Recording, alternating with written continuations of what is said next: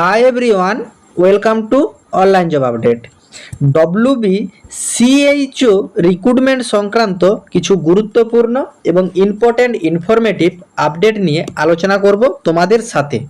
তোমরা প্রত্যেকে 2025 এর যে ভ্যাকেন্সি বেরিয়েছিল সেই ভ্যাকেন্সির কিন্তু আপডেট জানো যে কিছু কিছু ডিস্ট্রিক্টে ডকুমেন্ট ভেরিফিকেশন হয়ে আছে, কিছু কিছু ডিস্ট্রিক্টে তোমার রিটেন এক্সাম হয়ে আছে এবং কিছু কিছু ডিস্ট্রিক্টে রেজাল্ট পাবলিশ হয়ে আছে এবং দু একটা ডিস্ট্রিক্টে তোমার জয়েনিং করেছিল, বাকি সব ডিস্ট্রিক্টে কিন্তু পেন্ডিং অবস্থাতে রাখা হয়েছে। তো এই রিক্রুটমেন্টগুলোর কি বর্তমান স্ট্যাটাস এবং পরবর্তী কি হতে পারে তার আপডেট নিয়ে আলোচনা করব। আমাদের মুখ্যমন্ত্রী শুভেন্দু অধিকারী মহাশয় একটি ক্যাবিনেট মিটিংয়ে এই ন্যাশনাল হেলথ মিশনের আন্ডারে যে রিক্রুটমেন্টগুলো হয় তাদের নিয়ে একটা বক্তৃতা দিয়েছেন, সেটিও তোমাদের সাথে তুলে ধরবো এবং তোমাদের পরবর্তীতে কি আপডেট চলেছে তাও আপডেট দেবো তোমাদেরকে। ভিডিওটি তোমাদের জন্য ভীষণ ইনফরমেটিভ হতে চলেছে, তাই তোমরা ভিডিওটা স্কিপ না করে শেষ পর্যন্ত দেখতে থেকো এবং তোমাদের যতগুলো হোয়াটসঅ্যাপ গ্রুপ আছে প্রত্যেকটি গ্রুপে ভিডিওটি বেশি বেশি করে শেয়ার করো। যারা এখনও চ্যানেলে নতুন এই রকম লেটেস্ট জেনুইন চাকরির আপডেট এবং ফর্ম ফিল আপের ভিডিও সবার আগে দেখার জন্য চ্যানেলটি সাবস্ক্রাইব করে সাথে থেকো এবং ভিডিওটি ইনফরমেটিভ মনে হলে একটি লাইক দিয়ে যেও।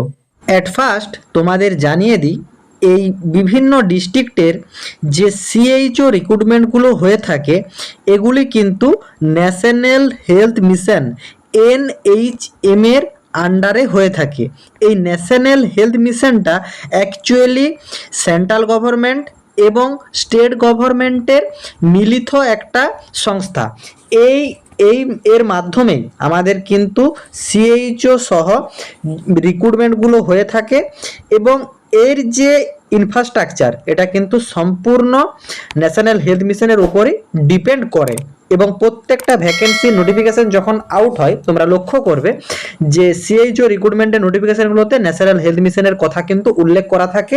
তার প্রধান কারণ এটাই যে এর মাধ্যমে পরিচালিত হয়ে থাকে, সেটি কিন্তু সেন্ট্রাল। গতকাল আমাদের নতুন মুখ্যমন্ত্রী শুভেন্দু অধিকারী মহাশয় একটি সভাতে বক্তৃতার মাধ্যমে জানান যে ন্যাশনাল হেলথ মিশন NHM পশ্চিমবঙ্গে কার্যকর হতে চলেছে এবং সেই জন্য আমাদের যে পশ্চিমবঙ্গ সরকার এবং কেন্দ্রের স্বাস্থ্যমন্ত্রী এই সেন্ট্রালের স্বাস্থ্যমন্ত্রী জগৎপ্রসাদ নাড্ডা স্যারের সাথে ভিডিও কনফারেন্সে কিন্তু একটা কনভারসেশন হয়ে থাকে এবং এইখানে তোমাদের জানানো হয়েছে যে স্টেট এবং সেন্ট্রাল মিলে এই ন্যাশনাল হেলথ মিশন কিন্তু আমাদের পশ্চিমবঙ্গে কার্যকর করতে চলেছে। সেই জন্য 2103 কোটি টাকা কিন্তু বরাদ্দ করা হয়েছে এই ন্যাশনাল হেলথ মিশনের জন্য এবং তার ভিতর কিন্তু 527 কোটি টাকা অলরেডি স্যাংশন হয়ে গেছে এবং পেয়ে গেছে আমাদের পশ্চিমবঙ্গ সরকার। তোমরা একবার মুখ্যমন্ত্রী শুভেন্দু অধিকারী মহাশয়ের যে বক্তৃতাটা সেটা তোমরা একবার ইন ডিটেইলসে দেখে নাও। আমরা পশ্চিমবঙ্গ সরকার কেন্দ্রের স্বাস্থ্যমন্ত্রী জগৎপ্রকাশ নাড্ডা এবং স্টেট এবং সেন্ট্রালের স্বাস্থ্য আধিকারিকদের নিয়ে আমরা একটা ভিডিও কনফারেন্স করেছি। আপনারা শুনলে খুশি হবেন। NHM ন্যাশনাল হেলথ মিশন পশ্চিমবঙ্গে আমরা এই বছর কার্যকর করছি। 2103 কোটি টাকা বরাদ্দ দিয়েছে ভারত সরকার, যার মধ্যে ইতিমধ্যে 527 কোটি টাকা পশ্চিমবঙ্গ সরকার পেয়ে গেছে। আমরা আয়ুষ্মান ভারতে গেছি, আমাদের প্রধানমন্ত্রীর প্রতিশ্রুতি ছিল জনগণকে, সেই খাতে বরাদ্দ দিয়েছেন ভারত সরকার আমাদের এই বছর 976 কোটি টাকা, মানে সেন্ট্রাল শেয়ার। আমি আপনাদের কাছে আনন্দের সঙ্গে ঘোষণা করছি, গতকাল স্বাস্থ্য সচিব এবং মুখ্য সচিবের সঙ্গে চিঠিপত্র আদান প্রদান হয়েছে। আমরা 1,36,00,000 পরিবারের প্রায় 6 কোটিরও বেশি মানুষকে আয়ুষ্মান ভারতের আওতায় পশ্চিমবঙ্গে আনছি। 1,36,00,000 পরিবার এবং 6 কোটির বেশি মানুষকে 5 লক্ষ টাকা পর্যন্ত গোটা ভারতে, কাশ্মীর থেকে কন্যাকুমারী, কোচবিহার থেকে কাঁথি, দার্জিলিং থেকে দীঘা, ভেলোরের সিএমসি থেকে মুম্বাই টাটা ক্যান্সার হসপিটাল, সমস্ত এইমস থেকে সব জায়গায় আপনারা এই আয়ুষ্মান ভারতের সুবিধা আগামী দিনে পেতে চলেছেন। এমনকি পেটের দায় যারা পরিযায়ী শ্রমিক হিসেবে বাইরের রাজ্যে থাকেন, কর্মসূত্রে থাকেন, তারাও শিক্ষা সূত্রে থাকেন, তারাও আয়ুষ্মান ভারতের সুযোগ পাবেন, গ্রহণ করবেন। এই যুগান্তকারী সিদ্ধান্ত আমরা ইতিমধ্যে গ্রহণ করেছি। তোমরা এই বক্তৃতার মাধ্যমে ইন ডিটেলসে বুঝতে পারলে আমাদের পশ্চিমবঙ্গে কিন্তু ন্যাশনাল হেলথ মিশন NHM কার্যকারিতা কিন্তু প্রপারভাবে স্টার্ট হয়ে যাচ্ছে এবং সেই জন্য কিন্তু আমাদের ভারত সরকার মানে তার থেকে 2103 কোটি টাকা কিন্তু বরাদ্দ করা হয়েছে এবং আমাদের পশ্চিমবঙ্গে কিন্তু অলরেডি 527 কোটি টাকা স্যাংশন হয়ে গেছে এবং সেই টাকাটা কিন্তু আমাদের পশ্চিমবঙ্গ সরকার পেয়ে গেছে।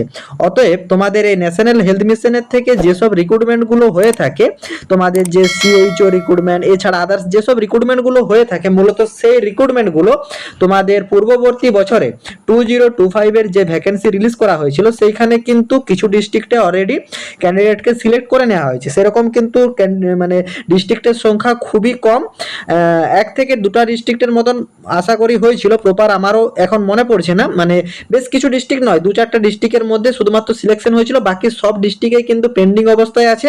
কোনো ডিস্ট্রিক্টে তোমার ফাইনাল তোমার ডকুমেন্ট ভেরিফিকেশন হয়ে রেখে দেওয়া হয়েছে, কোনো ডিস্ট্রিক্টে রিটেন এক্সাম করে রেখে দেওয়া হয়েছে, কোনো ডিস্ট্রিক্টে রিটেন এক্সামের রেজাল্ট আউট করে রেখে দেওয়া হয়েছে।